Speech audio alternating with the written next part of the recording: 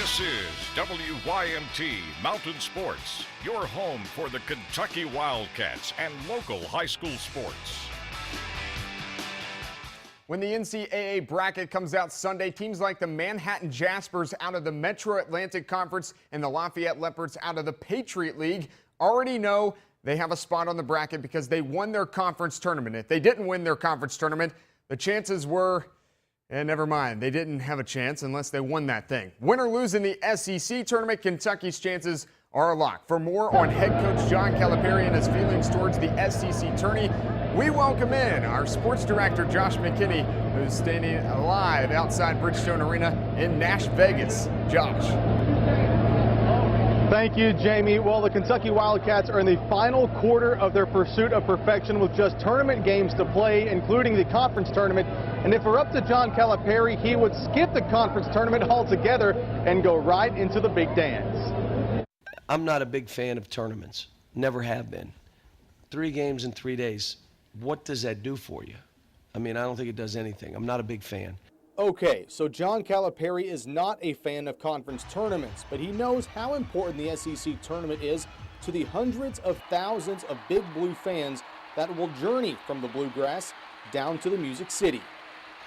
They go to the tournament, and they spend their rent money, their mortgage money, their car money. They get money, take loans, and they go to the tournaments because they can't get in here.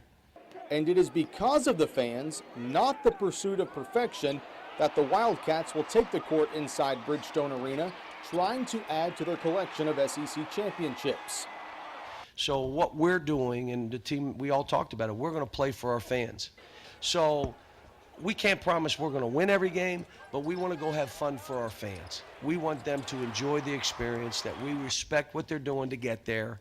So it's a weekend for our fans and for us to enjoy them. Hoping to entertain while keeping that perfect record intact, all at the same time. As we mentioned earlier, up to 50,000 Kentucky fans expected here in downtown Nashville, so the Wildcats will have no shortage of motivation when they take the court tomorrow afternoon. Reporting in downtown Nashville, Josh McKinney for WYMT Mountain Sports.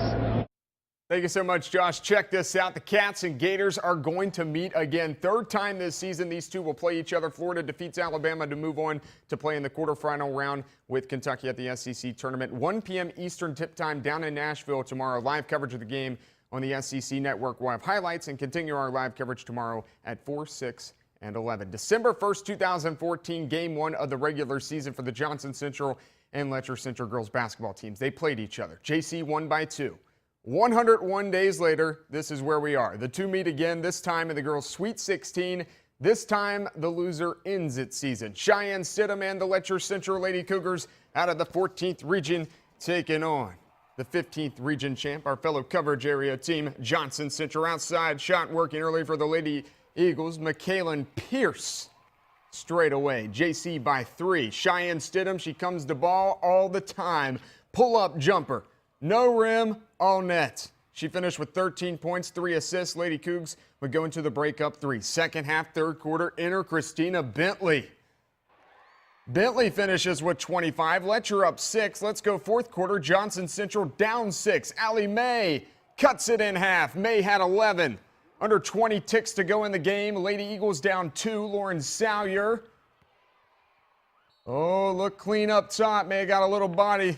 She goes to the line, makes both free throws. Ball game tied at 60. Ensuing Lady Cougar possession. Oh, Paige McPeak knocks the ball loose. Bailey Daniel does her thing. That's the game winner. And just like December 1st, 2014, it's the same outcome. Johnson Central beats Letcher by 2, 62-60. I thought we handled the game plan about as well as we could and did it to the best that we knew how.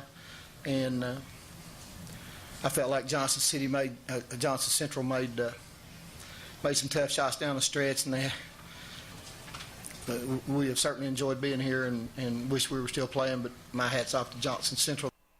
What a great example of heart and competitiveness on behalf of these young ladies. I'm so very proud of them. They didn't quit. They didn't. They didn't play real well early, and new experience for all these girls. But the fourth quarter, they really showed a lot of grit and a lot of determination, and that's something they've done all year long. Johnson Central is in the Final 8 for the first time in school history. The Lady Eagles will play Mason County tomorrow at 6:30 Eastern Time. The Lady Royals had no problem winning their first game out at the state tourney today. They beat Muhlenberg County by 20. All right, time to count down the UPike top 5 plays from last week's regional tournament action. Coming in at number 5, girls 13th region, Hannah Lawson passes ahead to Ashton Bridges. She does the tip drill. Madison Shepard finishes with the bucket. At number 4, girls 14th region finals, Jada Higgins of Knott Central. She missed 2 free throws to tie the game, and she totally redeems herself by making that bucket right there to send it into overtime, but Knott Central loses to Letcher Central. Boys 15th region first round, Trey Little of East Ridge saves the ball from going out of bounds. This looks like it's totally scripted, but it's not. Austin Hilton with the finish. Johnny Miller's the one who threw the oop to him. Number 2, boys 13th region first round, down 3 with just a few seconds remaining. Knox Central needs a 3. So they go to the kid who barely played at all this season, Jeffrey Adams.